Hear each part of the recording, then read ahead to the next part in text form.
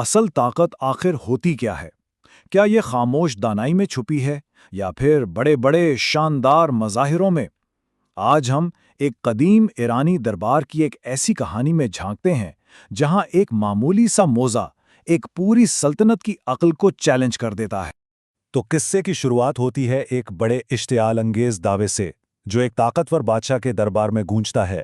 وہ کہتا ہے، لیکن ایران کے علماء میں سے کوئی بھی ایسے علوم سے واقف نہیں ہے۔ سوچے ذرا، یہ صرف الفاظ نہیں تھے، یہ ایک کھلا چیلنج تھا جس نے سب کو ہلا کے رکھ دیا۔ اچھا، تو ذرا منظر کو تصور کریں۔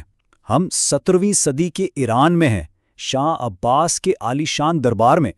اور یہ کوئی عام دربار نہیں تھا، یہ ایک ایسی جگہ تھی جہاں فن، علم اور طاقت سب ایک ساتھ پروان چڑھتے تھے۔ ایک ایسی جگہ جہاں ہر لفظ کو سونے میں تولا جاتا تھا۔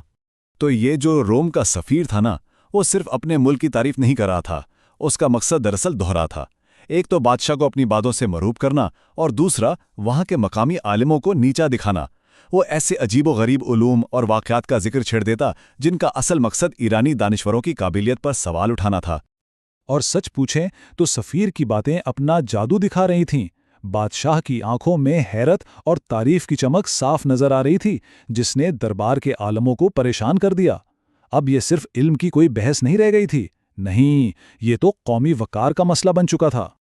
لیکن جب دربار میں یہ بے چینی بڑھ رہی تھی، ایک شخص بالکل خاموش تھا، شیخ بہائی، ایک عظیم عالم اور بہت دانا شخصیت۔ وہ یہ سارا ماجرا دیکھ رہے تھے، اور وہ جانتے تھے کہ اس بات کا جواب باتوں سے نہیں دیا جا سکتا، بلکہ عمل سے دیا جائے گا۔ تو شیخ بہائی نے نہ کوئی بحث کی، نہ غصے کا اظہار کیا۔ اس کے بجائے انہوں نے صرف ایک گہری سچائی بیان کی۔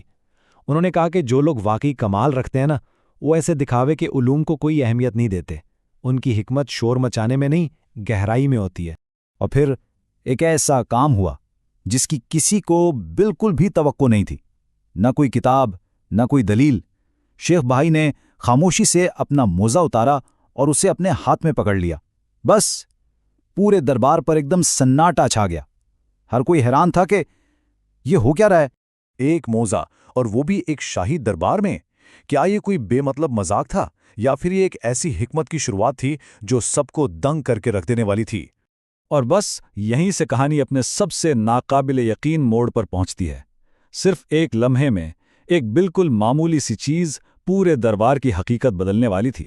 جی ہاں، وہی موزہ، شیخ کے ہاتھ میں موجود وہ موزہ پلک جھپکتے ہی ایک خوفناک، پھنکارتے ہوئے سانپ میں بدل گیا۔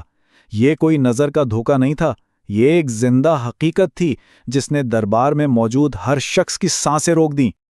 اب دربار میں تو بھگدڑ مچ گئی۔ عالم، وزیر اور یہاں تک کہ وہ مغرور سفیر خود، سب اپنی جان بچانے کے لیے بھاگنے لگے۔ یہ وہ لمحہ تھا جب دکھاوے کی طاقت نے سب کو اپنے خوف کی گرفت میں لے لیا تھا۔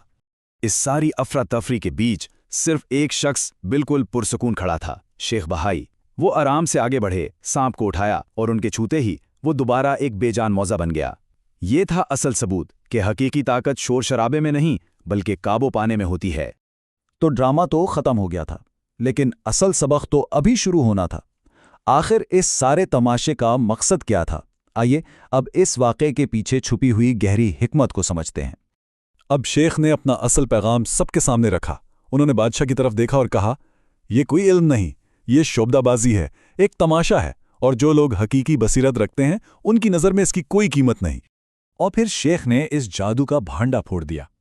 انہوں نے بتایا کہ یہ کوئی گہرا راز نہیں تھا، بلکہ اصفہان کی گلیوں میں تماشا دکھانے والوں کا ایک عام سا کرتب تھا جو وہ چند سکوں کے لیے کرتے ہیں۔ اس ایک بات نے سفیر کے غرور اور اس کے عجیب علوم کے دعوے کو مٹی میں ملا دیا۔ اور یہیں ہمیں اس کہانی کا اصل مرکزی سبق ملتا ہے۔ دیکھیں، ایک طرف ہیں یہ علوم غریبہ جو صرف دکھاوے اور دھوکے پر چلتے ہیں، ان کا مقصد ڈرانا اور مرعوب کرنا ہے، اور دوسری طرف ہے حقیقی بصیرت جو سچے علم اور عاجزی سے آتی ہے۔ ایک کا مقصد تالیاں بٹورنا ہے، جبکہ دوسرے کا مقصد سچائی کو سمجھنا ہے۔